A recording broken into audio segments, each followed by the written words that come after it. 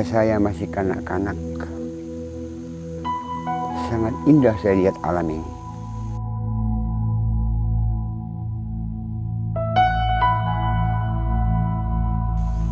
Pohon-pohon menghijau, kini sudah gundul, gersang tapi damai.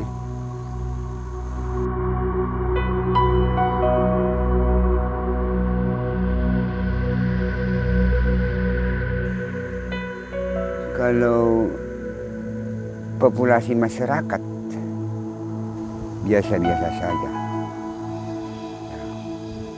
seperti ini. Tapi kalau pembangunan ada kemajuan dibanding dari masa kanak-kanak.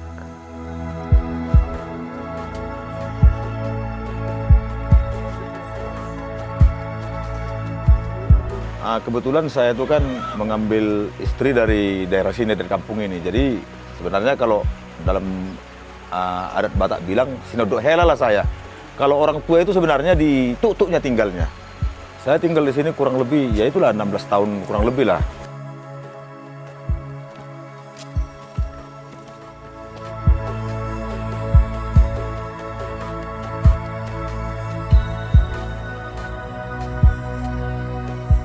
Sebelumnya saya kan pulang-pulang pergi, tahun berapa ya, pecahnya G30S ya, saya pas di Sabang, merantau di sana. Ketika Singapura ditutup, konfrontasi diganti Sabang sebagai pelabuhan bebas Indonesia oleh Bung Karno.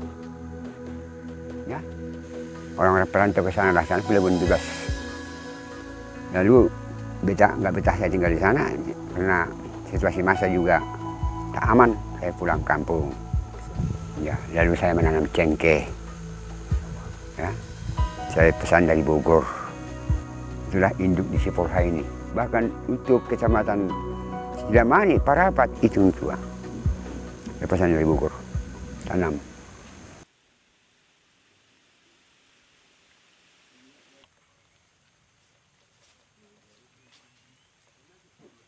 Ketika itu saya berada di Kepulauan Riau, terdampar saya di sana. Saya ada memiliki apa dulu, radio transistor. Saya coba buka radio. Kedengaran dari sana lagu menggugah perasaan saya. Ya? Memanggil-manggil saya kembali ke tanah Batak. Lagu apa itu? Kayak mana lagu ini, Pak? Oh, tanah Batak. Bisa nyanyikan sedikit, Pak? Oh, tanah Batak, haholong aku, say nama siho, doa tuho. Artinya, Pak? Tanah Batak itu tanah leluhur. Tidak dibedakan Simalungun dengan Toba, tidak dibedakan dengan Karo, tidak dibedakan dengan daerah Papak dan Tapsel. Tanah Batak, leluhur. Ibu Pertiwi yang kucintai, tempat beta dilahirkan. Di hari senja seperti ini, saya akan menusuk mata di sini.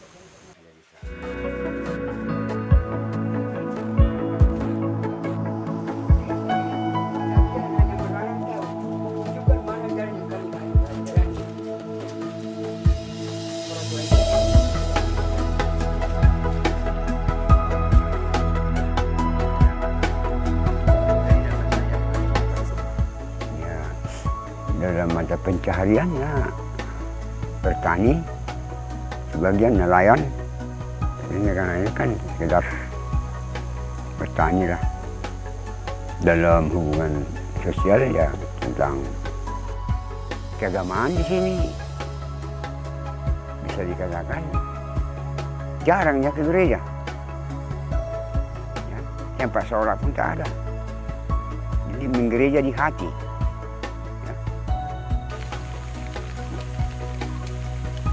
Kalau sarana sekolah harus menyeberang dengan kapal sulu-sulu ke Sibaganding anak SD. SMA sama SMP juga harus menyeberang pakai kapal atau sulu-sulu ke Parapat. Saya sendiri di sini, ya, penghayat kepercayaan Ya saya lakukan. Tidak lagi saya kemana-mana mesti ke Parapat atau ke Dagu Putih. Jauh kan, saya melakukan ritual saya. Banyak saya bersihkan diri. Memang perlu juga itu bercampur. Tapi kalaupun bercampur nanti kita tidak sanggup menyelesaikan diri dengan sana. Nah, kalau rumah sakit, kita harus ke Parapat juga. Kalau di sini nggak ada, bidan desa pun nggak ada.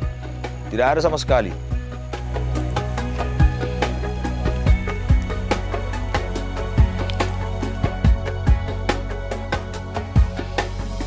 Ya itulah, jadi dokter lah semua. Orang tuanya ya berubah, istilahnya kalau seperti saya, ya mungkin ya saya sediakanlah obat-obat yang mungkin ada dijual di apotik gitulah.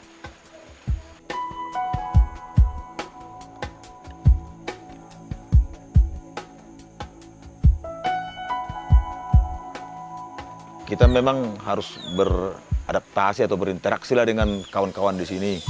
Makanya itu seperti saya bilang tadi, kalau saya nelayan, saya tidak mau membahas yang lain-lain. Tapi kalau kami misalnya ketemu, selalu kami membahas masalah ikan. Bagaimana ikan ini biar dapat. Kalau bisa bersama kita semua gitu. Sama orang lain nggak usah, sama kita aja. Tapi nggak bisa lah karena keinginan kita sendiri kan gitunya kan. Memang pada umumnya kalau orang di sini terima itu kalau masalah-masalah seperti itu. Terbuka. Tapi selama ini mungkin kurang dapat pengarahan.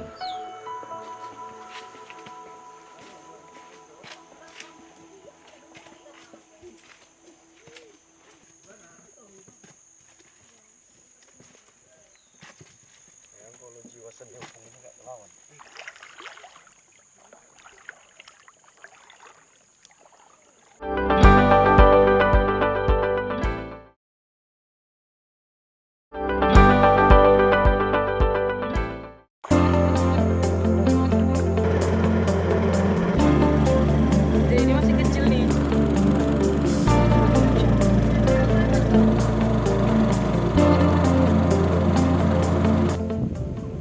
Itu peristiwa tsunami. Ada orang membudidayakan di tuk-tuk sana. Ya. Jadi ketika terjadi tsunami dan itu tahun berapa itu, ya, tsunami kecil, bobol, pecah tanggulnya itu, terlepas. Itulah asal mulanya. Jadi perikanan jangan menjiplak.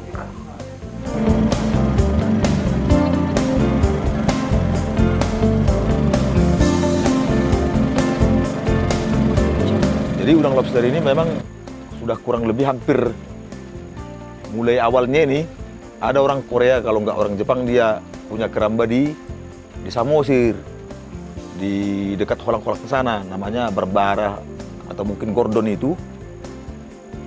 Keluar dari dalam kerambanya ini udang ini. Nah, keluar dari kerambanya ini otomatis dia menyebarlah.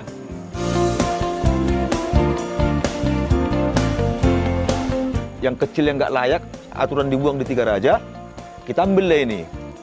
Nah, jadi sama teman-teman juga yang di kampung ini, diambil ini, kemudian dimasukkan lagi ke dalam air danau di depan rumah masing-masing, di tempat dia mengambil ikan. Nah, mulai dari situ awalnya sebenarnya. Memang begitu cepatlah sebenarnya perkembangan ikan udang lobster ini. Memang cepatlah. Mungkin kalau nggak saya salah, mungkin paling lama 2 tahun lagi seluruh Danau Toba mungkin sudah berisi dengan udang lobster.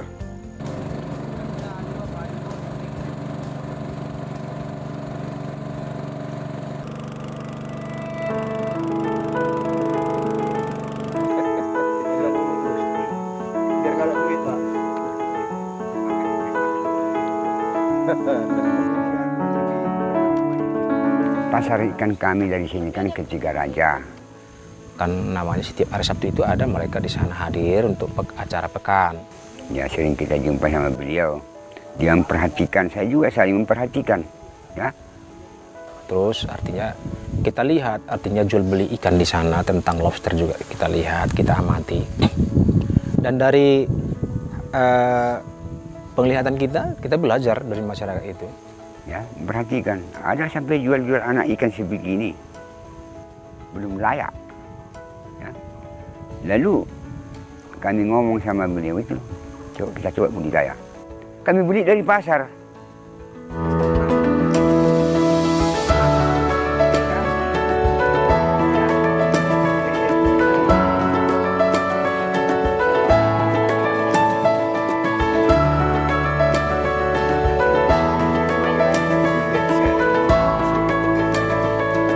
Jadi kemudian kami berkumpul, ngomong-ngomong, berbicara bagaimana caranya agar udang lobster ini bisa menjadi betul-betul sumber mata pencarian bagi masyarakat. Tentunya kita lihat bahwa salah satunya lobster ini adalah sesuatu yang pantas untuk dibudidayakan. Tapi kalau hanya untuk mengambil dari Danau Toba mempergunakan bubu atau doton, mustahil. Jadi diambil Pak Samosir lah satu kesimpulan bagaimana kalau kita bentuk kelompok. Bagaimana nantinya kalau lobster ini dari perairan Danau Toba langsung hilang, sementara ini sudah bisa dikatakan meningkatkan taraf hidup sekarang. Nah, kalau dikembalikan, kalau tidak ada aturan nantinya dari pemerintah tentang penangkapan lobster, pasti ini lobster sudah seperti yang saya katakan tadi, pasti lenyap.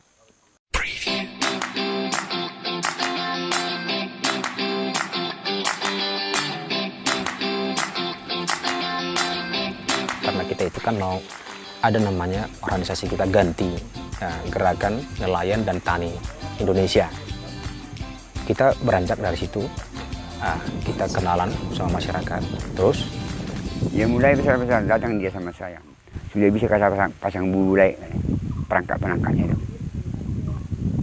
Oke, coba. Masih kurang saya pikir. Jadi sekarang kami kan di atas ada kolam. Kolam loh, Mister. Di atas. Yang kecil-kecil ini kan di sana. Hanya di sini kucuran modal. itu persoalan yang ada di sini.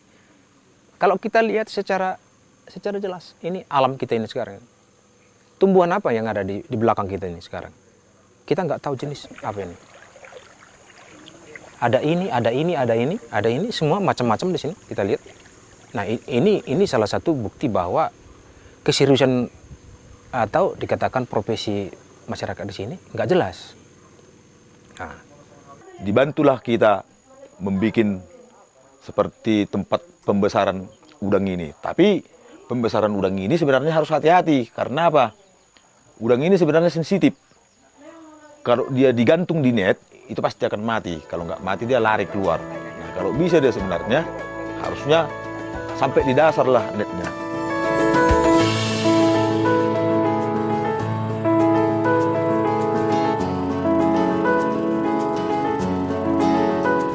Nilai ekonominya mahal kan. Harga jual di sana 50.000 yang target, yang standar. Itu masih di pasar ikan. Belum lagi sampai keluar. Nilai ekonominya. Kedua, ada keserasian ikan itu di sini. Tidak tidak menimbulkan ekosistem. Ya udah pastilah berfungsi memang sebenarnya. Ya, tapi intinya anggota kelompok itulah sama pengurusnya lah penentunya itu juga. Kalaupun kita bilang memang berfungsi ya pasti berfungsi kali sebenarnya. Apalagi ada bapak-bapak pemerintah nanti yang akan mengarahkan, yang mengarahkan kami masyarakat ini istilahnya. Ya contohnya untuk pembibitannya, apalagi kalau untuk pemasarannya. Karena kami dengar-dengar memang berbeda sekali harga udang lobster ini yang diambil dari kami sama yang kita dengar-dengar orang-orang yang di kota itu. Nah, berbeda.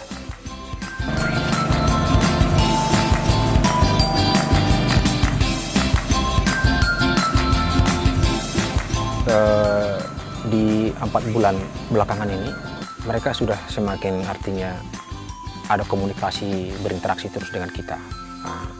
Sehingga kita setiap minggu kita akan terjun ke lapangan, melihat keadaan-keadaan yang sebenarnya.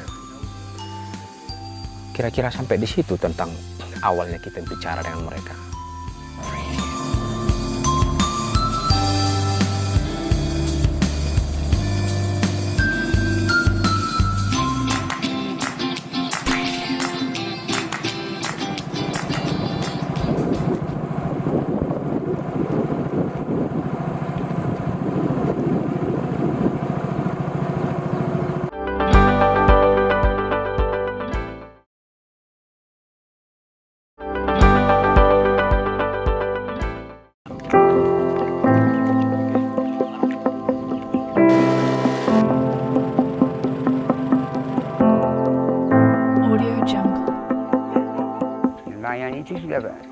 olahraga itu. Saya anggap olahraga itu. Kalau berbicara tentang nelayan sebelum kita juga hadir kemari, sebenarnya namanya tradisi ya. Hampir dikatakan untuk dimakan lebih, untuk dijual kurang. Sebenarnya itu tergantung nelayannya juga itu. Kalau kita bilang cukup, ya mungkin cukup saja. Kalau kita bilang kurang, ya kurang juga mungkin. Tergantung orangnya lah. Jadi kehidupan nelayan itu cukup-cukup makan. Memang kalau untuk angkat ikan, tak ada beras hari Sabtu, minggu ini bisa dia apa? Pasti ada.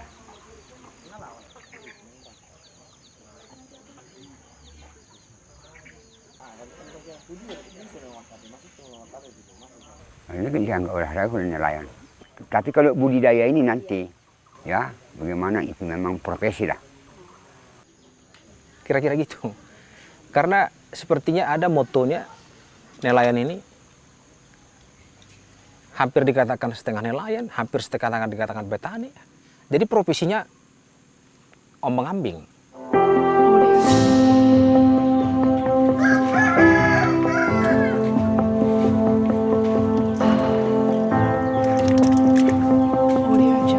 Kita mencoba kembali ya, kita mencoba bagaimana supaya masyarakat itu sebenarnya terfokus kepada nelayan pada umumnya ya, yang di pinggiran Danau Toba. Ya, kalau sudah nanti kira-kira 50 meter dari permukaan Danau Toba ke atas, mereka fokus di pertanian. Nah, jadi supaya bidang itu memang betul-betul dimaknai. Inilah termasuk sekarang penghasilan nelayan di pinggiran tempat kami, di pinggiran Danau Toba, sekitar tempat kami di Gersang Semangan Bolon ini yang apa? Yang paling utama. Nah, jadi sebenarnya tergantung kesadaran kita juga itu sebenarnya.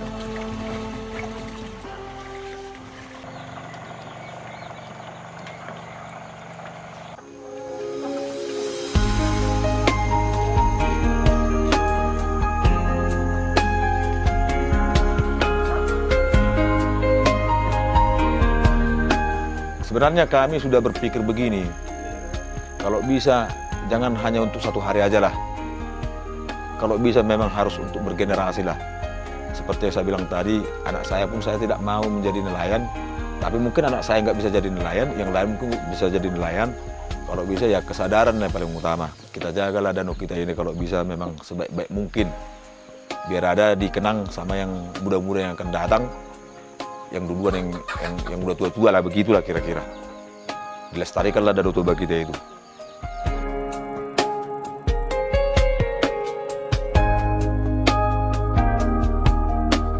Sarana penerangan, gimana kita di sini, walaupun tua-tua anak-anak, bagaimana bisa membaca buku tanpa ada penerangan. Kalau siang kan bekerja, maunya malam baca-baca, pengantar tidur. Jadi dengan sendirinya masyarakat ini kan bisa terbentuk apa, lahir bisa public opini dan terbentuk. Jadi kalau seperti ini liar, mana bisa membentuk? Saya sudah sungguh-sungguh ini bagaimana caranya membangun kelompok budidaya, ya, karena tidak saling mengerti, tidak pernah baca buku. Ada yang dimaksud kelompok itu, mobil koperasi, apa mengerti apa tujuan koperasi? Nggak pernah baca buku. Jadi kalau membangun itu menurut saya dibentuk dulu satu perpustakaan di sini. Ada sarana lampu bisa nonton TV, ya. Bagaimanalah pihak pemerintah peduli dengan wisata ini, karena ini daerah wisata. Wisata dengan perikanan ini harus ditonjolkan di sini. Ya, ini harapan saya. Pembinaan tentang wisata harus ditingkatkan di pinggiran Danau Toba ini. Jangan pernah kita lupa bahwa sebenarnya kekayaan yang diberikan Yang Maha Kuasa itu ya luar biasa ya. Tapi kita ini lupa ini. Nah. Desa tertinggal seperti ini masih ada yang berhati mulia, persennya 80%.